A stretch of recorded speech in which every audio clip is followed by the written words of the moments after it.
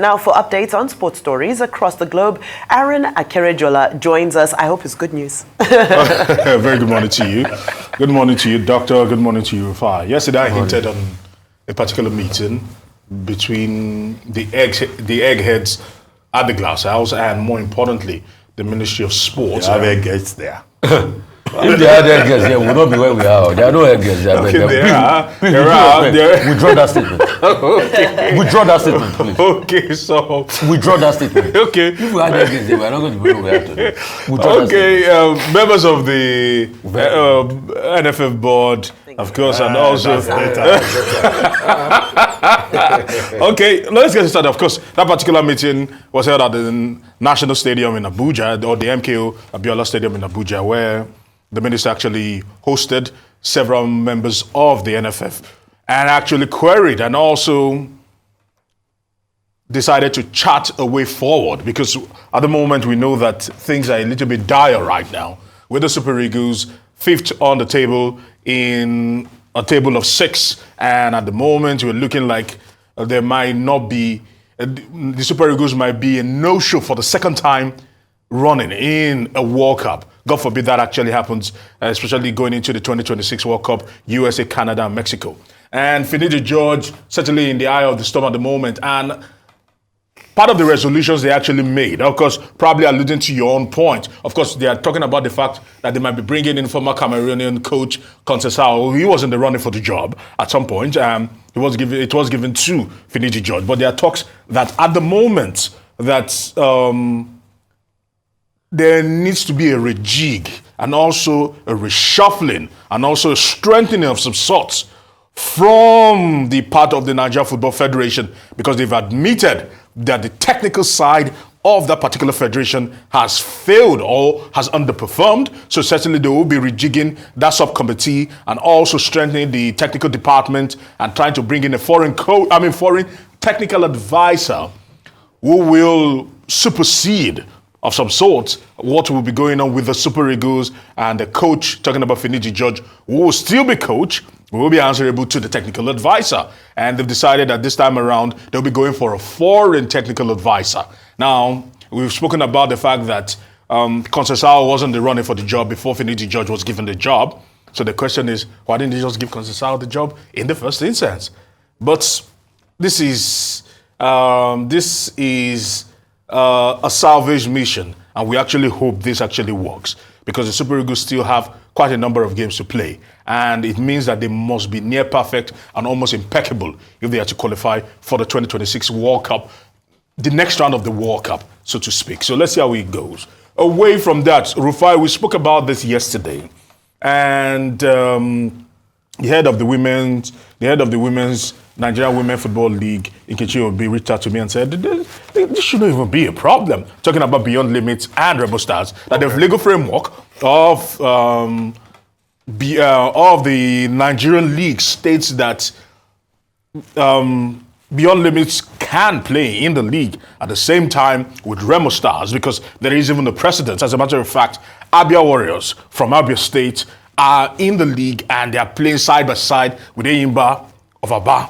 Still in the league. They're both owned by state government. Yes, they're both state-run clubs, and that has been happening for quite a while right now, and it hasn't raised any kind of hair. No, so we don't know. Because of the Champions League structure, certainly. And they had to CSK, Moscow, and Chelsea. European structures. European structures are kind of different with Manchester City and Girona actually still trying to work out the legal fine line. So certainly it's a cause for concern, but they say that none whatsoever. Oh, good. Okay, so moving away from that quickly, and let's talk about the fact that Euro 2024 kicks off today. Germany will be taking on Scotland, and a lot is expected from the particular tournament. Some of the very best have actually gathered in Germany to actually witness some of the finest football that will be played in Europe. And let's see how it actually goes down. Of course, we've got Group A to F with Germany, Scotland, Hungary, and Switzerland in Group A, and everyone seems to be looking at Spain, Croatia, Italy, Albania as that particular group of that. And going into the Euros, the Premier League actually sending the most players, 96, followed by the Serie A, 91. And then the German Bundesliga 75 to the Euros. And a lot is expected from them. But let me just, the beauty about this particular Euros is the fact that when you look at it closely, what Germany are doing are also using this opportunity to show how boisterous their football has actually grown over the years. Because the stadiums that are to be used, world class, and there are plenty.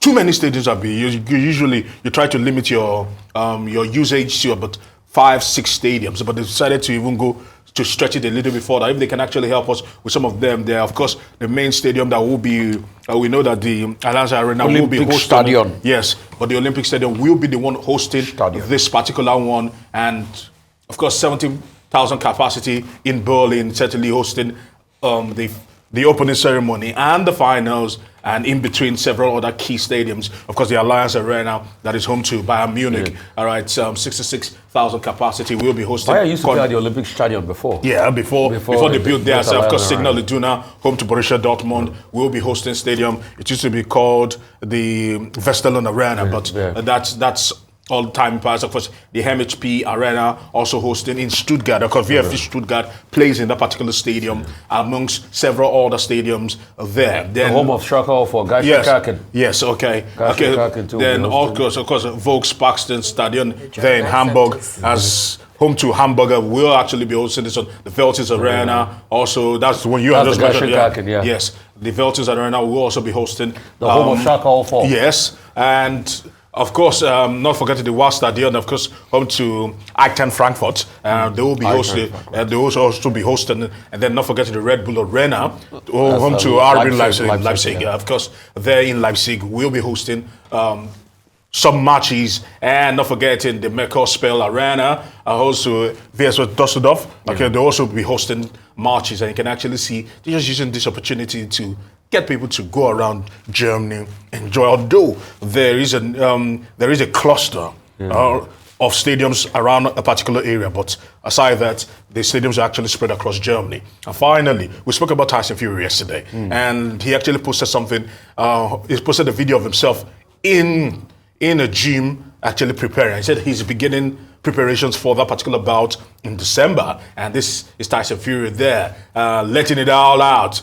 After a night of booze and binge, he has decided that he's getting it all in. And he actually has a message to those that are out there and those that think that it is over for him or that he will not be able to rise again. He claims he is the king, and the king would always be a king, and he's going there, that he's never been in this particular position whereby he's had to come from a losing position to try to wrestle back his titles, and he's saying that he will be able to do it, and certainly he believes that he can actually usurp Alexander Usyk. We'll have to wait till then. He says, of course, listen up, I've conquered everything in boxing, talking about titles, records, the lot, but I've never had to come back from a loss.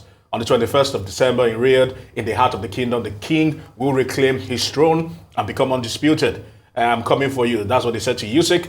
Get ready for the GC King. The path to redemption is all mine. I know what I have to do. I saw my shortcomings and best believe I am inevitable.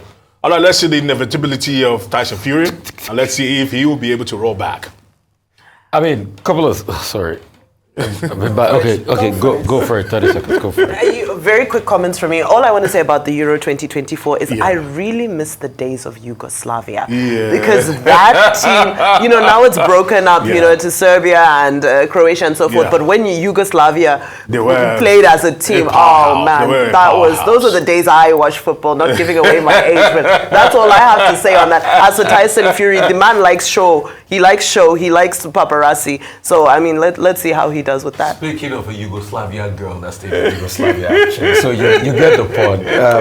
So, I mean, we all know you grew up in Yugoslavia at some point. But real quickly, good old days. As regards the Euro, yes, I mean, a lot of people have talked about England with the possibility of winning and all of that. But I saw a preview of the Italian team. I don't think we should write them off just like that. They're defending champions. They might not be top notch. They're not top notch at the moment. But I think Spalletti always has a good sense in his head, and probably they might just bring up a surprise. But let the games begin. I think Germany plays Scotland today. Yeah. Let's see how that pans out. But all the stadiums. I mean, what do you expect from Germany? Germany hosted the World Cup in 2006. and they've got, world-class stadium. So, as regards this technical advisor thing, I know we're going back to the era of the Trusiers, the Bora Milutinovic of this world, because even as I dead, I think Christian Chukwu was the head coach, and then we just had technical advisor that took a more prominent role, and from Trusier to what's his name, Taiji Libret and a couple of other coaches like that. We've had Joe Bonfrey. And Joe Bonfrey and the likes. So who are we, even as I think Amadi Shoaib was the head coach. So who are we targeting apart from this guy that was formerly with Cameroon? I'm sure. I guess, I saw what he played with Cameroon, but not sustainable. We should target something high profile. High profile, but the question is this. Paucity of funds have always Don't been tell me paucity of funds. We couldn't pay Genetro, but Benin could pay Genetro. It's not a shame on us as a country. But you and I know this. We don't know. The point is, we don't know the ethos of that culture. Benin could pay Genetro. We don't know the ethos of that culture. I'm sure Genetro would have taken a huge pay cut and a shaving to be able to be coach of Benin. Anyway, now we have handed bragging rights to Genetro. Beating our Super Eagles. But, I see you were trying to be, careful with the story. I think what they've done to Finidi George is that they've demoted him. Yes, now. Don't say he will still be part of the team. No, he's still the head coach. But he will be reporting to the technical advisor. It happens in football. Coaches do answer to sporting directors in the hierarchy of club structures. The technical advisor. We've done it before. But who stands on the touchline? Anyway, the head coach is just a Bewuda. All these years, Look, just a Bewuda. It's nothing to beat anybody about. So. After all, we've seen coaches. The contract that was given to Finidi George, it was told, your main job is to qualify us for the World Cup, 2026 World Cup. Out of 12 possible matches, we played 4. We've scored 3 out of 10. We scored 3 over 12 points, and we're not sure that when in March next year, the matches resume, we'll be able to do anything. That was why the Minister of Sports was saying, President Tinubu has given so much to these Super Eagles. So if you are not performing, can you just step aside and allow someone else? And I said, it's nothing to panic about. After all, we've seen other teams sacking their coaches. AC Milan just got a new person. Fonseca. Yesterday we were talking about Mota, who is the new coach of Juventus. The coach that took Borussia Dortmund to the finals of the European Champions League. On his own, he even said he feels that maybe another person should take over. So it's not a big deal. We see it. But after 2 matches, after 2 rounds of matches, yes, it's unheard of that you get to fire a coach. Well, so much about indigenous coaches. This is where I'm actually going, because when Finidi George got that position, we were jubilating that, this is giving opportunities to our local coaches. But it's okay. It's okay. What we need is to qualify whatever it takes. Yeah. Meanwhile, football unions are going to court in Brussels over the Club World Cup for 2025. And they've been saying it, that these players are overworked, and that the calendar that FIFA has put forward without consulting anybody is a violation of the rights of players and unions. Now, how that matter pans out at the Brussels Commercial Court and at the European Court of Justice, we would like to see. But at least they threatened LMA that they were going to go to court, and now they have carried out that threat. Scotland plays Germany today. Well, Steve Clarke, their coach, says nobody should intimidate them. They are considered the weakest. Yes, they're not under pressure. But he says his ambition is to qualify Scotland for the first time for the quarterfinals, something that has never happened. But they did well in the qualifying series. Would they be able to beat, Germany today? Well, that's a tall order. Tall order. 20 hours, 20:00 hours. Yes, 8 p.m. British Standard Time. Yes, okay, 9 p.m. Nigerian time. We'll be looking forward to that. Thank you very much. It was a pleasure. Yeah. Always a pleasure.